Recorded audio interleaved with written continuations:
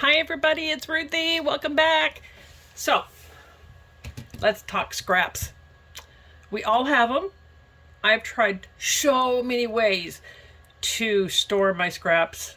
I've tried just leaving them in the sizes they are. I've tried folders. That doesn't work for me. So what works for me is cutting them to certain sizes that I know I'm going to use. So, first of all, with the big pieces that are left over, like a half sheets kind of thing, I have this school box thing here, that the kids, I found this one at Walmart, like this. Like they were like a couple of dollars. And I keep my large scraps around. Okay, if I just throw things around for you guys a little bit, I'm sorry. But I keep my larger scraps in here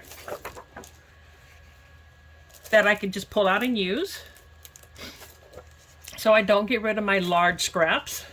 So that's what I do with those. I even have one piece that's a little bit larger than the rest of them. So if I have a large piece that I've used, then I don't cut it down. But I do cut down the rest of it, the side pieces, some pieces that a paper that I've found that I don't necessarily like, the shape of the paper, or not the shape of the paper, but the style of the paper, or it's a little thin, then I will use it. I will cut it down different sizes, because to me some looks better when it's cut down to a certain size than it does in the 12 by 12 papers. So some of them I do keep in my 8 by 8 folders, and I keep them in a container, and I will link some of these containers down below, but I will cut some of them down, and I put it with my 8 by 8 paper. So that's another size that I do keep. I'm looking at some of these papers. God, just looking at paper, doesn't that just inspire you to do a different layout? I mean, look at this. Is that not perfect for Easter? I think this is graphic 45. See there? Okay, we'll have to do a page. I'm digressing here. Sorry about that, guys. And then my other one here is my 6 by 6 papers. And I absolutely cut some down to 6 by 6 size. And I put it with my 6 by 6 papers. And I have all these divided up by color and by theme. Like I have a game, school, some of the ones I use a lot of. And then if I don't use a lot of it, then I just put it down, like pinks, reds, blues, that kind of thing. So here is, this is one that I cut down because I didn't know that I would use it when it was in a full sheet, so I cut it down to size. And I do like this better. So when you get ready to use it, die cuts, that kind of thing can be used for this size. So this is my 6 by 6, and I have it in the same type of container. And like I said, I will list some in the description of some of the containers that I have found. I love to organize. I am constantly organizing my stuff. I recently did it again. Went through my embellishment, and I'll do a video on my embellishments, because to me that is the best way, and it works so great for me. So let me put this down here. I'm also one of those people that I have to have things at my fingertips, because otherwise there's some days that I just can't get up and move around as much because of health problems. So I have everything near me. So let me show you what else I have. I have these containers. This is a kitchen container. Let me pull this out just a little bit because it's a little bit too close. Oh, wrong way with me. There we go. That's better. Anyway, so I have this container, and it's, I think, so a refrigerator type container. And so what I do is I put my paper that I have, and I cut some intentionally this size sometimes, because this is what I use in my embellishment notebooks that I keep. And it can be the thin paper that I know is too thin and I won't use it for anything else. Because what I do is I get the baseball card holders, and that fits in an 8.5 by 11 notebook. And I put this in the pocket, and then I can use this side as well as this side to put my embellishments in. So these are 2.5 by 3.5, and I have to cut some more because, like I said, I just redid my other. These are my 3 by 3 cards, and I'll use this. I cut when I have scraps like this. This came from a scrap. I cut some of these down to use. I use these a lot for not only when I'm doing the, the stacked layering kind of thing but I also use this in my die cutting machine because this is a perfect size for some of the die cuts shape sizes that when you're trying to cut. Like I will cut some of the tabs. I have to cut some more, but when you cut when you're using one of the tabs, you can get a couple of these on here, and I have a couple of different shapes and sizes that I use. So that's what I use for that, and I'll link that down below. The other thing the next size that I cut down to is my 4x4s. Now some of these that are in here are the squares that we already get, but some of this in here is some of the paper that I cut up, like this one. I didn't think I would use this for as a big sheet, so I cut it down to, I have some 8x8, 6x6, and these, and I also have this size here.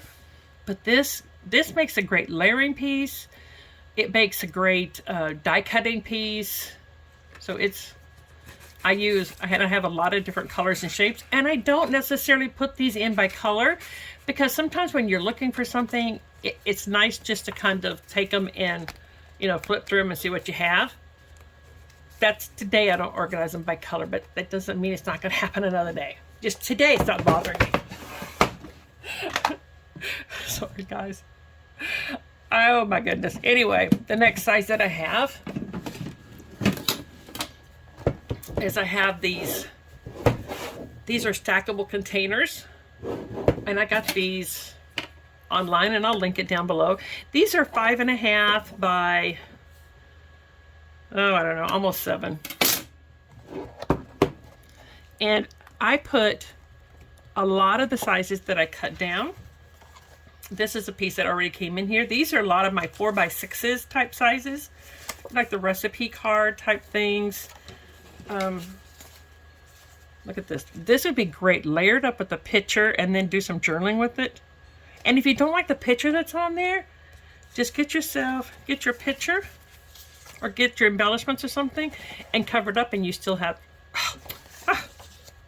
my goodness, I love scrapbooking and I love paper.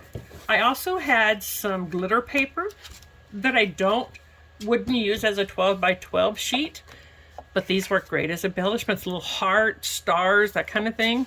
Cut these out with my Sizzix die cutting machine.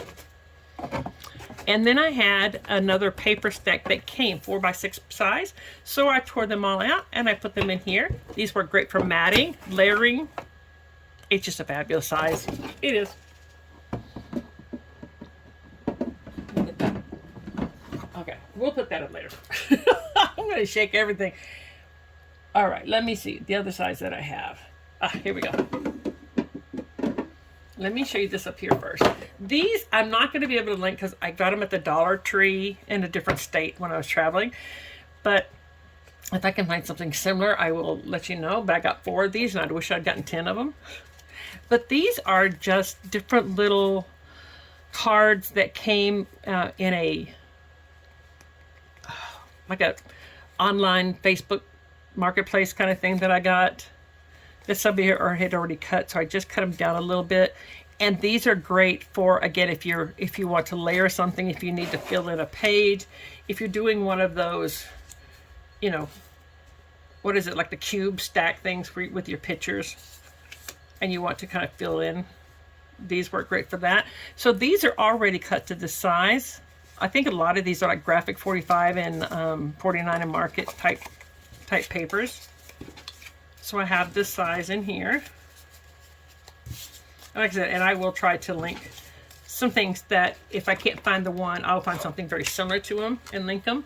I also have this size that was already came, and it's like little tabs. They're tiny. They're only 1.5 by like 2. And so I also have these in here. And these little drawers are stackable as well.